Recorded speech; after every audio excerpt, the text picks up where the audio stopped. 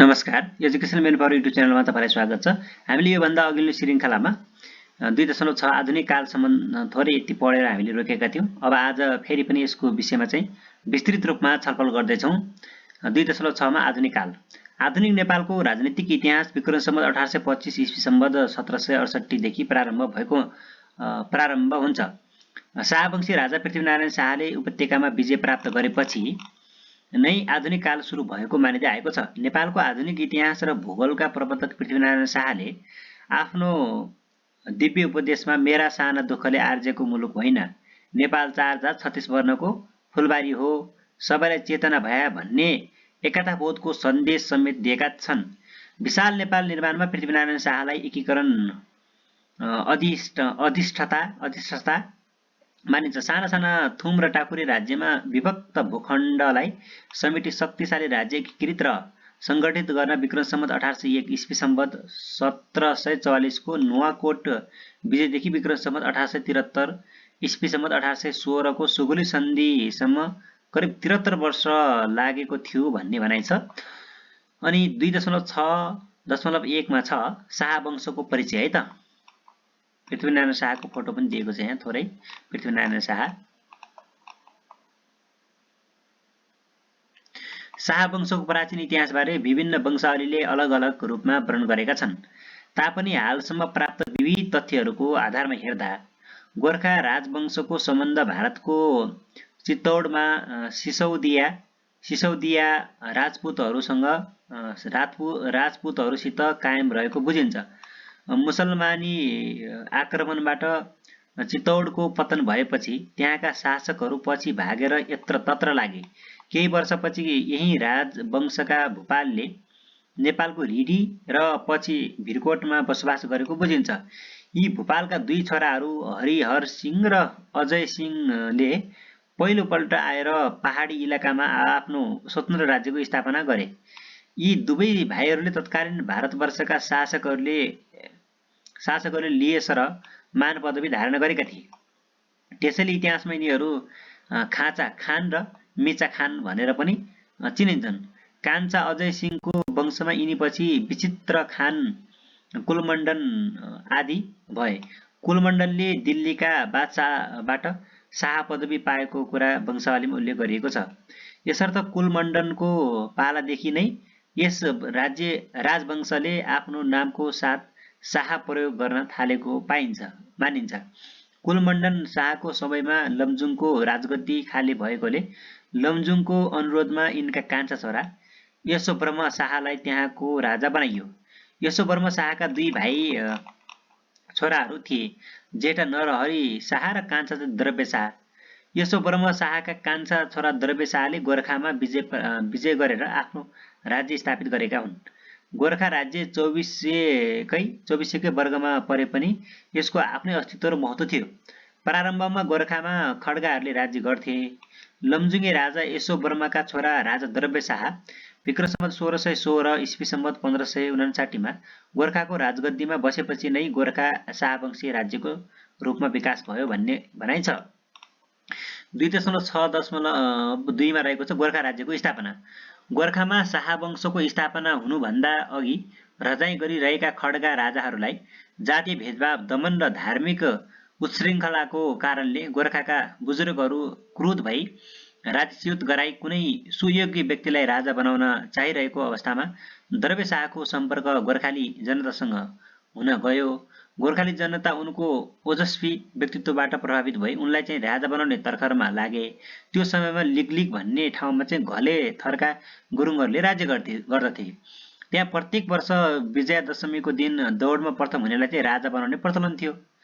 त्यस उत्सव हेर्न उपस्थित भएको बेला द्रव्य शाहले चाहिँ अप्रत्याशित रूपमा आक्रमण गरी त्यहाँ आफ्नो प्रभुत्व कायम गरे अनि लिगलिगमाथि विजय हासिल गरे लगत्तै गोरखामा आक्रमण गरे।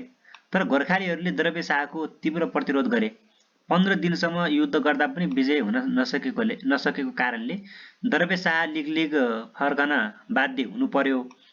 द्रव्य शाह निकै महत्त्वाकांक्षी भएकाले प्रथम पराजयले उनको उत्साहलाई दमन गर्न सकेको थिएन भने भागीरथ पन्त, गणेश पाण्डे, सर्वेश्वर खनाल अनि गंगाराम राणा गजानन्द भट्टराई, केशव बोहरा, मुराली खवासहरूले चाहिँ उनको उत्साहलाई चाहिँ बढाइरहेका थिए।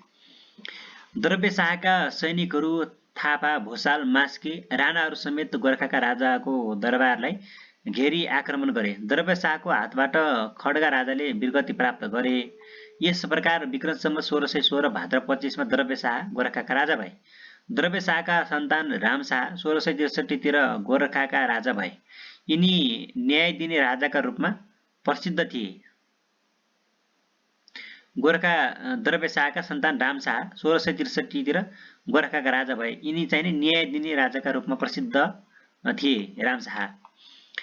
त्यसै गरेर पृथ्वीनारायण शाहका शाहपूर्वका राजाहरू अब कर्मसङ्ख्या राजाहरू समयावधि विक्रम सम्वत है त। द्रव्य शाह 1616 देखि 1627, पुरन्दर शाह चाहिँ नि 1627 देखि 1662,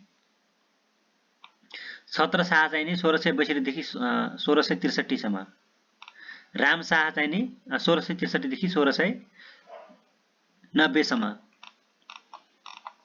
अनि 5 डम्बर शाह चाहिँ नि 1690 देखि 1702, 6 मा चाहिँ कृष्ण शाह 1702 देखि 1718 सम्म, रुद्र शाह चाहिँ नि 7 मा, रुद्र शाह चाहिँ नि 1718 देखि 1730 सम्म, अनि 8 मा पृथ्वीपति शाह चाहिँ नि 1730 देखि 1773, 9 मा छ नरभूपाल शाह 1773 देखि 1799 सम्म, 2.6.3 मा रहेको छ पृथ्वीनारायण शाह र नेपाली एकीकरण अभियान है त। अब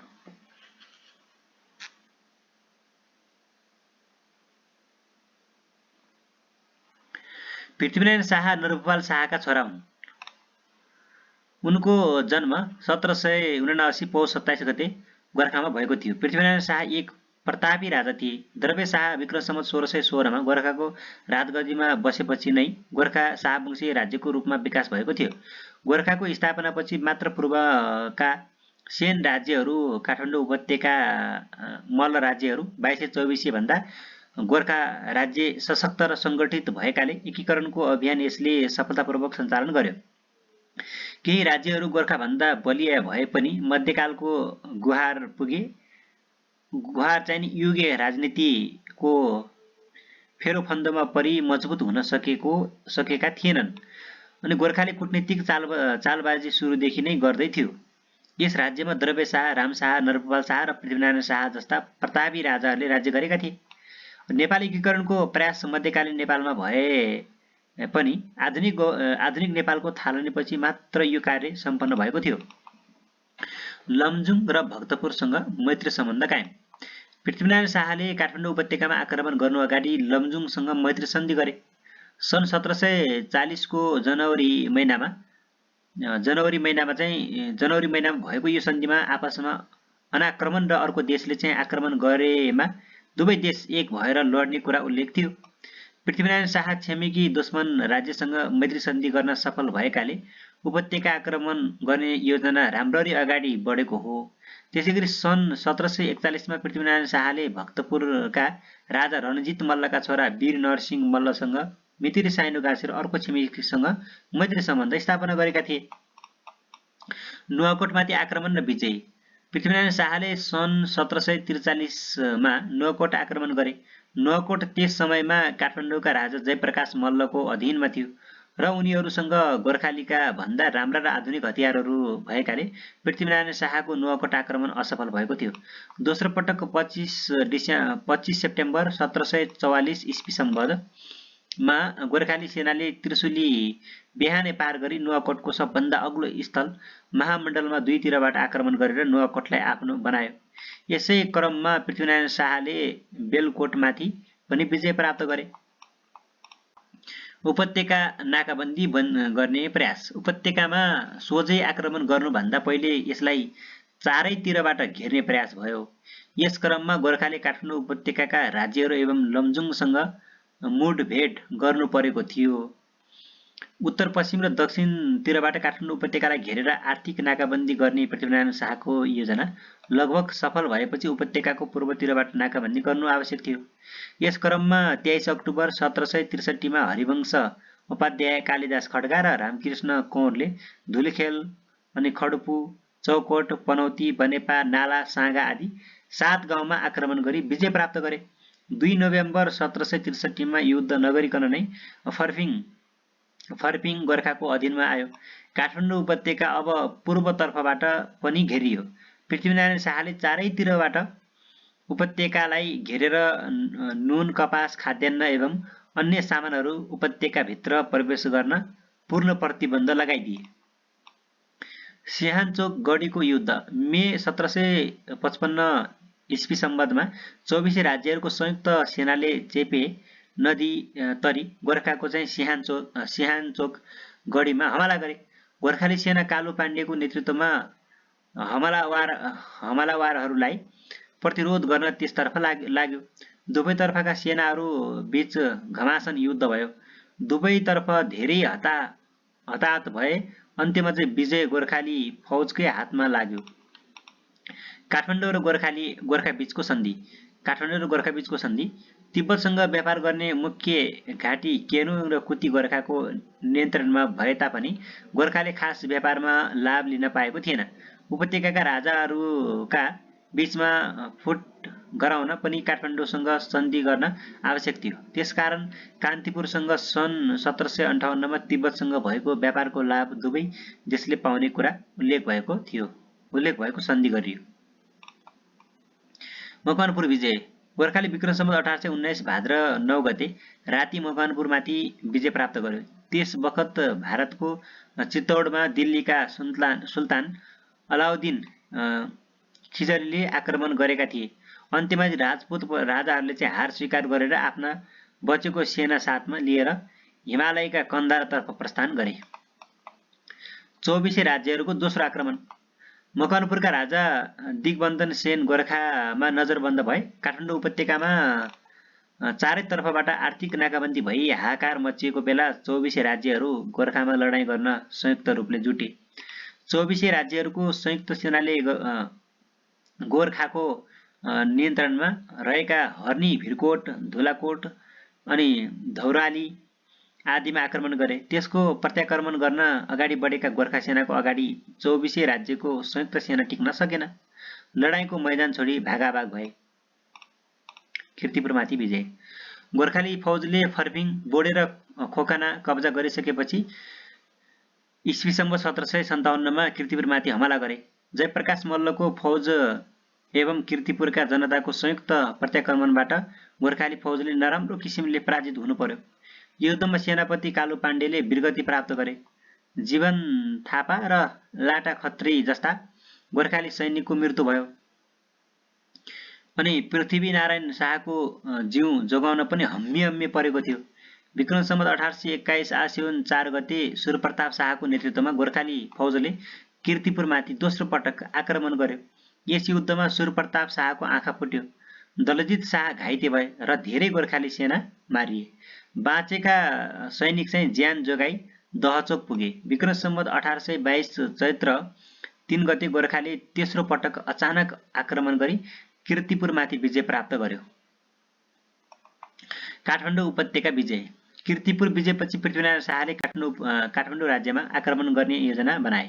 गोर्खाली फौजद्वारा काठमाडौँ उपत्यकामा विक्रम सम्वत 1825 भाद्र शुक्ल चतुर्दशी आइतबार इन्द्रजात्राका दिन भीमसेन स्थान टुँडिखेल र नरदेवी गरी तीनतिरबाट आक्रमण गरी काठमाडौँमाथि विजय प्राप्त गरे। ललितपुर विजय। पाटन विजय गर्ने सिलसिलामा श्री हर्ष पन्तलाई दूत बनाएर पाटन पठाउँदा पाटनका प्रधानहरूले पृथ्वीनारायण शाहको शासन स्वीकार गरी आत्मसमर्पण गरेकोले गोर्खाली फौजले सन् 1768 अक्टोबर 6 का दिन ललितपुरमाथि हमला गरी कब्जा गर्यो। भक्तपुर विजय।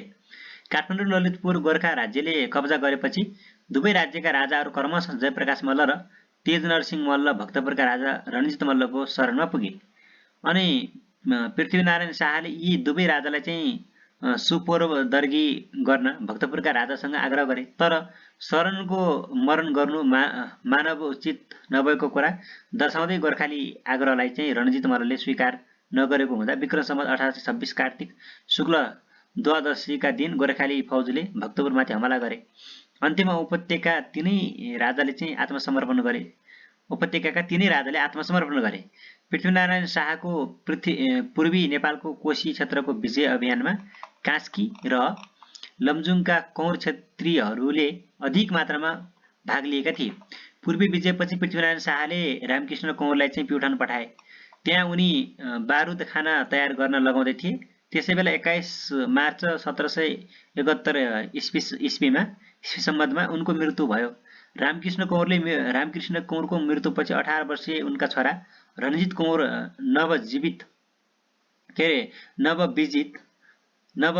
नवविजित जुम्लाका हाकिम नियुक्त भए। त्यहाँ शान्ति सुव्यवस्था राम्रो गर्न सफल भएकाले उनलाई चाहिँ नेपालका 4 काजीमध्ये एक काजी बनाइयो।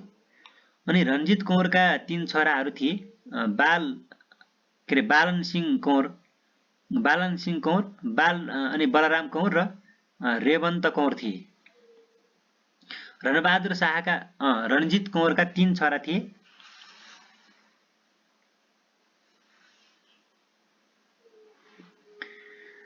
अनि रणबहादुर शाहका हत्यारा रणजित कौरका 3 छोराहरू थिए, बालन सिंह कौर, बलराम कौर र रेवन्त कौर। अब रणबहादुर शाहका हत्यारा शेरबहादुर शाहलाई ठिक मौकामा मारे बापत बाल नरसिंह कौर काजी बनाइए अनि उनको मान र जागिर उनका उत्तराधिकारीहरूले पनि पाउने भए। काजी बाल नरसिंह 24 डिसेम्बर 1814 इस्वी सम्बन्धमा दिवंगत भए। नेपालका शाहवंशीय राजाहरू। अब 1 पृथ्वीनारायण शाह 1779 देखि 1831, प्रताप सिंह शाह 1831 देखि 1834 सम्म, रणबहादुर शाह 1834 देखि 1855, गिरवानी युद्ध विक्रम शाह 1855 देखि 1873, राजेन्द्र विक्रम शाह 1873 देखि 1904, सुरेन्द्र विक्रम शाह 1904 देखि 1938, युवराज त्रिलोके वीर विक्रम शाह राजकुमार हुँदै नै मृत्यु भयो। पृथ्वी वीर विक्रम शाह 1838 देखि 1968, अनि त्रिभुवन वीर विक्रम शाहदेव 1968 देखि 2011, महेन्द्र वीर विक्रम शाहदेव 2011 देखि 2028, वीरेन्द्र वीर विक्रम शाहदेव 2028 देखि 2058, दिपेन्द्र वीर विक्रम शाहदेव 3 दिन अचेत अवस्थामा नै, ज्ञानेन्द्र वीर विक्रम शाहदेव 2058 2 महिना 22 गतेदेखि 2065 2 महिना 15 गतेसम्म। अब हामी अर्को श्रृङ्खलामा राणा शासनकालको बारेमा हामी यसको बारेमा चाहिँ चर्चा गर्नेछौँ। आजको श्रृङ्खलाबाट बिदा हुन्छु। नमस्कार।